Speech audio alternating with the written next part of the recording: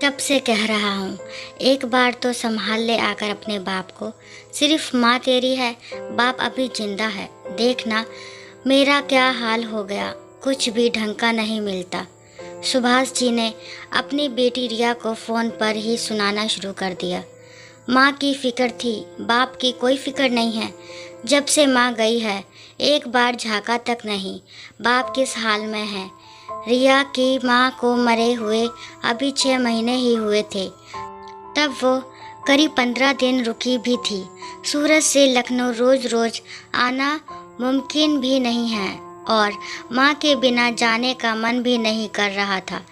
पर फ़ोन पर रोज़ 3 बार घर में बात कर ही लेती है। 2 बार पिताजी से और 1 बार अपनी भाभी निधि से। सुभाष जी दिन में 2 बार बात करते, उसमें 10 बार अपनी बहू निधि पर खींच निकालते। तेरी माँ थी तब भी रोटी यही बनाती थी, तब इसे अपनी सास का डर था, कितने पतले फुलके बनाती थी। अब देखो इसे घास काटती है, मोटी रोटी बनाकर पटक देती है। हाँ भाई, कौन टोकने वाला है। अब 2 टाइम का दूध 1 बार कर दिया मैंने, वो भी इससे तमीज़ से नहीं दिया जाता। पता नहीं क्या मिलाने लग गई। मैं इसके जादू टोने में नहीं आने वाला, देख लूँगा सबको। रोज़ एक नई शिकायत सुन सुन कर रिया का भी दिमाग खराब होने लगा था।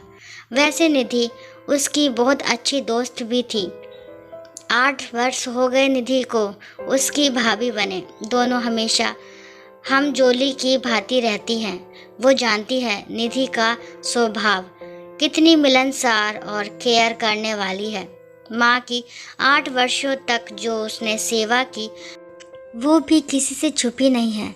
तब तो पापा जी भी उसके गुण गाते ना थकते। पर अब रोज़ रोज़ निधि के बारे में सुन सुनकर वो भी उदास ही गई थी। कहीं भाभी सच में बदल तो नहीं गई। देख ले, तेरी भाभी को कितनी बार कहा है, मेरे पैरों में दर्द है, फिर भी रोज़ मुझे दूध लेने भेज देती है। अच्छा भला देने आता था दरवाजे पर, लेकिन महारानी ने उसे मना कर दिया। हाँ भाई, उसे 24 घंटे का नौकर जो मिल गया। बता रहा हूँ मैं, मेरी हालत बहुत बुरी हो चुकी है इस घर में। तू भी आकर मत संभाल। जब तेरी माँ के पास चला गया तब तुझे मेरी कदर होगी। और हमारे लाड साहब को तो कोई परवाह है भी नहीं, उसका बाप सड़े या मरे। रात में 8 बजे आते हैं, 2 टुकड़े खाए और पसर जाते हैं।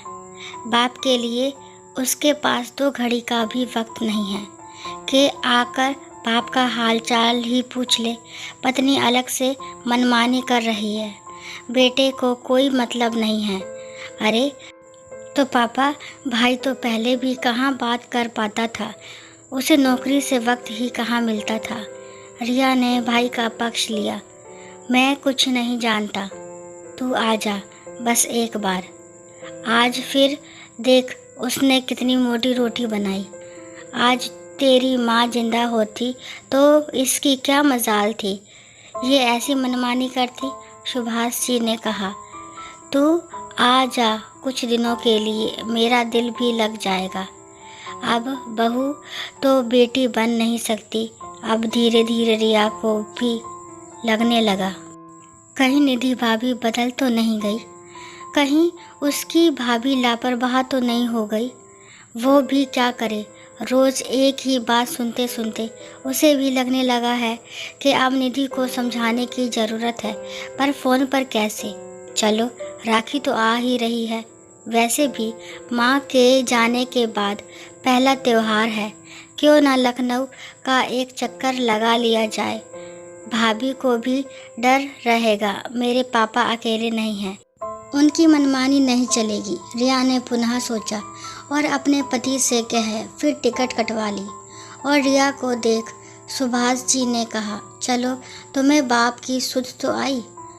अब देखना अपनी आंखों से मेरे साथ कैसा व्यवहार हो रहा है। सुभाष जी बोल ही रहे थे कि कमरे में निधि आ गई और उनकी जुबान चुप। अच्छा हुआ दीदी आप आ गई, अब 10-15 दिन से पहले नहीं जाने दूंगी। मैं आपको जानती हूँ, कितनी अकेली हो गई थी इन दिनों में। मैं और माँ भी चली गई और आप भी दीदी अब नहीं आती। निधि का ऐसे मिलना रिया को भला सा लगा। मुझे तो उसमें कोई बदलाव नहीं लग रहा, रिया ने सोचा। पर हो सकता है ये सब ऊपरा ऊपरी बातें हो। अगर इसने मेरे पापा के साथ कुछ गलत किया तो मैं इसे नहीं बख्शूंगी। माँ के बिना घर भूतों का डेरा लग रहा था, एकदम खाली, जैसे सिर्फ वही रहती थी यहाँ। आज माँ का अहमियत का एहसास हुआ। रिया माँ के बाद पहली बार आई थी ना। माँ के बिना घर कैसा होता है उसे कहाँ पता था। अब निधि उसका एक्स्ट्रा ध्यान रख रही थी। रिया के आते ही पहले चाय और मटरी रख दी और फिर उसके नहाने की व्यवस्था बना दी। अरे भाभी, आप परेशान ना हो, मैं मेहमान थोड़े ही हूँ, इस घर की बेटी हूँ। निधि को आगे बड़बड़ करते देख रिया ने भी एक बार बोल ही दिया। इतना सुनते ही निधि की आंखें झरझर बहने लगी, पर वो रिया से छुपती हुई रसोई की तरफ निकल ली। रिया को भी निधि की घुटन समझ आ रही थी। फटाफट कपड़े बदल कर रिया भी रसोई में आ गई। उसे भी तो तहकीकात करनी थी। रिया ने देखा निधि तो वही पहले जैसे फुलके बना रही है, एकदम पतले।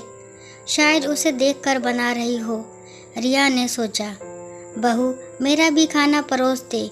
जी पापा, अभी परोस देती हूँ, बस फुलका सिक जाए। अरे भाभी, इतने सारे सिके हुए हैं, एक परोस तो इनमें से। नहीं दीदी, पहले पापा 2 फुलके आराम से खा लेते थे और अब इन्होंने अपनी खुराक कम कर दी है।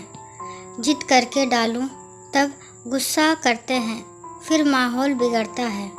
आप रुकिए, थोड़ा मोटा सा सेक देती हूँ, खुराक तो पहुँचे थोड़ी पेट में। देखिए कितने कमज़ोर हो गए हैं। रिया निधि का चेहरा ताकती रह गई। सुभाष जी ने आज भी रोटी पटकते हुए खा ली। ला बहू, दे मेरी बाल्टी, दूध ले आऊं। शाम होते होते सुभाष जी गुस्से में बोले। निधि ने बाल्टी दी और सुभाष जी के जाते ही वर्मा जी को फ़ोन कर दिया। चाचा जी, पापा जी निकल गए हैं। अरे भाभी, किसको फ़ोन कर रही हो? वर्मा अंकल को। पापा जी ने मम्मी जी के बाद कहीं निकलना बंद कर दिया था। दूध वाले का आना इसी चक्कर में बंद कर दिया। सोचा पापा जी ले आएंगे तो उनकी थोड़ी सैर ही हो जाएगी। उनके कॉलोनी वाले सभी दोस्तों को मैंने बोल दिया, वो सब भी उनके साथ ही हो लेते हैं। क्या करूं दीदी, पापा जी सबसे दूर होते जा रहे थे। अभी आधा घंटा सब दोस्त साथ में रहेंगे। ये सब रिया की सोच के परे था।